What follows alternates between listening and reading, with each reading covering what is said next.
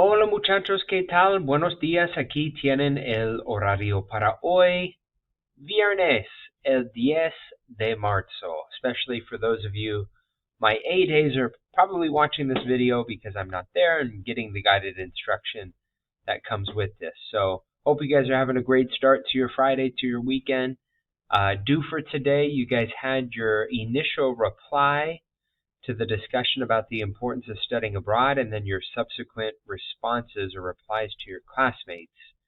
So just a reminder, the prompts there are in italics that you're responding to. What are some of the advantages of studying abroad in terms of your career prospects, your ability to acquire a new language, the opportunity to have unique experiences while traveling?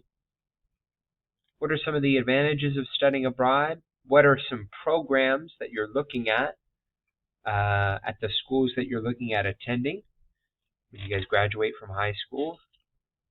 What countries would you like to study in, and what programs or what majors would you like to pursue? And do you think studying abroad should be a requirement to graduate from university and or from high school, taking out the financial component of it? Just let's assume that it's free and accessible to all. Should it be a requirement for graduation? Why or why not? And so you're drawing upon the two articles that I had you guys look at, and then also the video we watched in class, the speech of former First Lady Michelle Obama. And then you guys are going to write a full paragraph response, hit reply, and you can respond to any one or more of those prompts there. Focus just on one or touch a little bit on all. And then after you make your original response, your original reply, you're going to reply to the posts of 3 classmates. And make sure to do a full response, a full reply rather. Not just I agree or I disagree or I understand, but elaborating, right? Because. So that's what was due for today. Make sure you have that wrapped up by the end of the day. And then due for next class, not due for today, but due for next class are the guided workbook pages 103, 104, and 105. All right, so I'm going to go over those pages with you, as the idea is that you're going to do them in class, work on them in class. And then for the rest of the class, you guys are going to take a look at the study guide for the midterm and do the oral presentation, Preparándose para un viaje. All right, that's our agenda for today. The warm-up basically tying a bow on the discussion that we had about studying abroad, and then going over the workbook pages and getting you guys ready for the midterm and the oral presentation. So let's look at the let's take a look at the study guide for the midterm first. You guys got this at the beginning of last week, so everybody should have a copy of this. But the midterm is going to be really short. It's next class, so next Tuesday or Wednesday. It's about a half hour to 40 minutes long.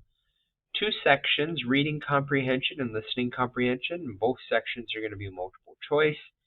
Here are the key terms that you guys want to focus on in the textbook, the shopping and errand vocabulary that you can find on pages 130 and 131. Let me go back there for you guys. And there was a particular exercise that we did together that organized all this vocabulary all in one, all the places where we run our errands. I know it feels like we haven't looked at this vocabulary in quite some time. The places and then the types of errands that we run at each given place. Exercise, I believe it was 4 and 5 on page 134. Yeah, this one, where you guys listed the locations from the key vocabulary on pages 130, 131. And then you identified errands that you would associate with each place. I think is a really good review of that vocabulary. Getting you to see the connections between the location and the errand that we run. All right, so that's the first thing to look at in the study guide. Honestly, direct object pronouns that are on page 138 are not going to take up much space in your midterm, so I wouldn't spend too much time on those, but maybe review the notes that you guys took on direct object pronouns. how a direct object tells who or what receives the action of the verb, right? I give you guys the examples of, Kobe Bryant and how he took it upon himself to learn Spanish when Paul Gasol was traded to the Lakers. Actually, Paul Gasol just had his number retired by the Los Angeles Lakers and talked about the impact that Kobe had on him, not just as a teammate, a player, but as a brother. And I think the relationship was closened a lot because of Kobe's willingness to learn Spanish, not only for a competitive advantage, but certainly to improve his relationships with his teammates. Pásamela, right? Pásamela. Pass it to me. It being la pelota. La is a direct object pronoun because it tells what is receiving the action of the verb. In this case, the ball would be the direct object. That's what's being passed. The book is the direct object because it's what's being returned. Yeah? Direct object tells who or what receives the action of the verb. And then again, we use direct object pronouns. Those are lo, la, los, and las to replace the direct object. And in Spanish, direct object pronouns need to agree in both gender and number with the nouns that they replace. So you guys can review exercise 12. I think would be great practice. But not a lot of time, or not a lot of your midterm is going to be dedicated to that. I would say the majority is going to be the irregular conjugations of ir and ser, and then estar, tener, hacer, and poder. You guys can find those on page 140. The verbs ir and ser mean to go and to be, but they share the same conjugations in the past. And there you have them on page 140. Remember that irregular verbs do not carry accents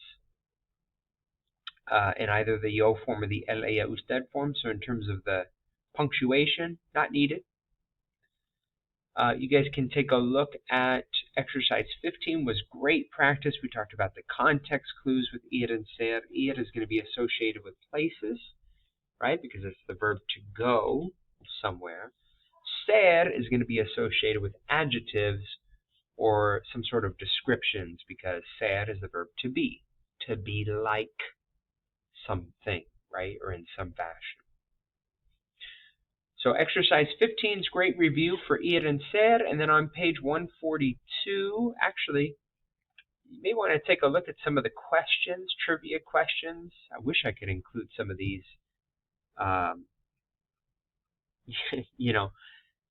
They're not things that we study here in our class, but I would hope is common knowledge, like the first president of the United States or stuff like that. It'd be kind of cool to do trivia as part of your midterm.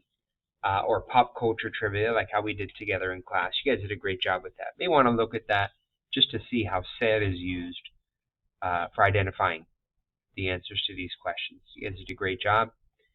And then hacer, tener, estar, and poder. This is as hard as it gets, y'all. Remember those irregular stems that you guys have laid out in your notes and the irregular endings that are highlighted in pink here. I'm on page 142. Like ir and ser, these irregular verbs don't carry accent marks in the past. And exercise 19 we did together was terrific practice on underscoring the context clues when we use estar, tener, hacer, and poder. Review your notes from a week and a half ago as we went over those different context clues together. And the workbook pages we'll cover that as well. So that's your midterm study guide. There's some place for you guys to put notes here toward the very bottom, vocabulary, grammar, the irregular stems, whatever you feel like you would want to transfer or highlight from these pages onto this notes section. This is just for you guys and your own edification. Let's take a look at the workbook pages now. All right, based on those pages I just went over with you, 140 and 142, you guys are going to knock out the guided section of the workbook here. Make sure you're in guided pages 103 103, 104, and 105. All right, so on page 103, here you have the preterite forms of ir and ser. And so for part A, it says, circle the correct conjugated verb in parentheses. You guys are going to use page 140 to do this. There you have your conjugations. Let's take a look together. If you want to ideally do these first, and then I'll go over the answers with you, and then I'll go over some key confusion you might have. But pause the video right now and see if you can knock this out on your own, and I'll give you the answers. All right, so ayer fue un día muy interesante. Fue because we're talking about yesterday. Singular. Primero, mi familia y yo fuimos. Nosotros fuimos al parque zoológico. Mis padres fueron. Ellos fueron a ver los monos y mis hermanos y yo fuimos. Nosotros fuimos a comer un helado. Fue delicioso. We weren't delicious, right? The ice cream was delicious. That's why we chose fue for this one, because the subject is un helado, ice cream.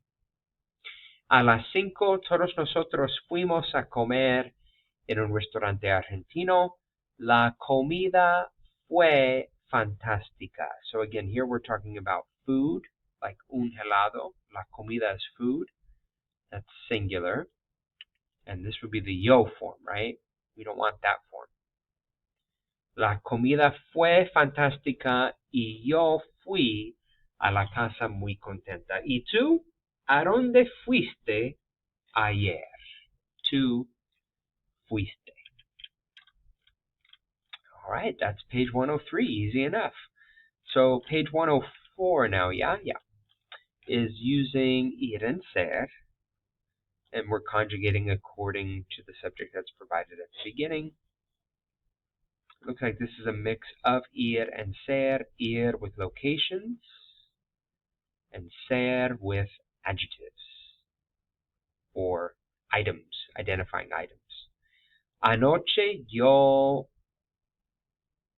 fui al centro comercial, perdón.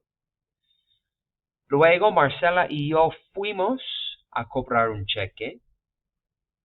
La noche fue divertida. The night was fun. ¿Y tú a dónde fuiste? La tarde fue aburrida. 3 and 5, very similar. We're talking about time in the third person singular. Ellos fueron a un concierto en el parque. El plato principal fue bistec y papas. Y nosotras fuimos a la playa. All right, getting to the last couple exercises here. Irregular verbs, hacer, tener, estar, and poder. There you have your irregular conjugations for the verbs hacer and tener. Keep in mind the irregular stem changes. And the endings are a bit of a mix of ER-IR endings. Complete the dialogue by circling the correct form of the verb within parentheses. ¿Qué hicieron tú y tu familia ayer? Nosotros tuvimos que ir al centro. ¿Qué hizo tu papá? Él tuvo que enviar una carta. ¿Qué hizo tu mamá? Not to like to form, but to meaning your mom. To with an accent is you. To without an accent is a possessive adjective, your. So that's not the subject. The subject is going to be what comes next, right? Mama, papa, that's third person singular. Yeah?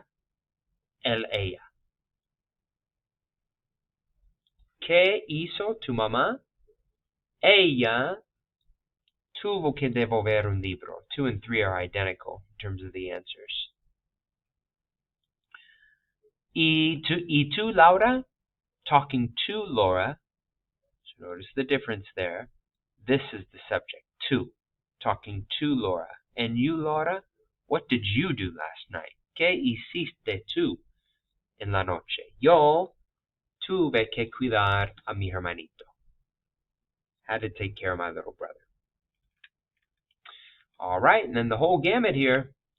We have hacer, tener, estar, and poder, and how those verbs are conjugated with the irregular stems, and the fact that they do not have accent marks. Ayer yo estuve en el parque por una hora. Mi amigo Pablo no pudo venir. Pablo y su papá estuvieron en la oficina del doctor. Después, Pablo no pudo ir a la escuela. Él estuvo enfermo por 3 días. Tú estuviste enfermo también, ¿no? Bueno. Complete the following sentences with the correct preterite form of the verb in parentheses. Yo hice mucha tarea anoche. El fin de semana pasado yo estuve en casa. Mi hermano Tito tuvo que hacer una tarjeta para nuestro tío Julio. Tito casi no pudo terminarla a tiempo y después echó la tarjeta al buzón y por la noche nosotros hicimos la cena. ¿Dónde estuvieron ustedes el fin de semana? All right, y'all, that is great practice. As you can see, highlighting, a good portion of what's on your guys' midterm, those irregular conjugations. Great practice. So you guys make sure to turn that in by next class. Let's really quickly, I know this video is getting long, talk about your oral presentation, as that is due by next class as well. So please don't follow the instructions that are here. You have the video instructions here. We're going to do it a little bit differently than what the book is asking. 2 things I want you to do. All right? Make a list of 5 things that you want to bring with you. Let's imagine for a moment that you guys are studying abroad in another country, or at the very least traveling abroad, and ideally one of those places that you identified earlier today in last class. 2 things I want you to do. What are 5 things that you want to bring with you, or you feel like you would need during that trip? And the book wants you to kind of focus on the basic stuff. You know what I mean? If you look at the end of the chapter and you go to page 154, the book is kind of anticipating, hang on. They're expecting you to use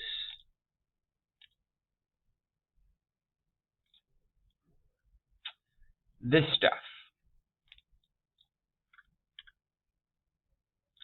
El cepillo de dientes. El cepillo de dientes. El shampoo. El champú. El jabón. El jabón. La pasta dental. La pasta dental. So you can go basic, right? Or you can go to page 70, if I'm not mistaken, and highlight some of the clothing that you would want to bring with you. That's cool. That's totally fine.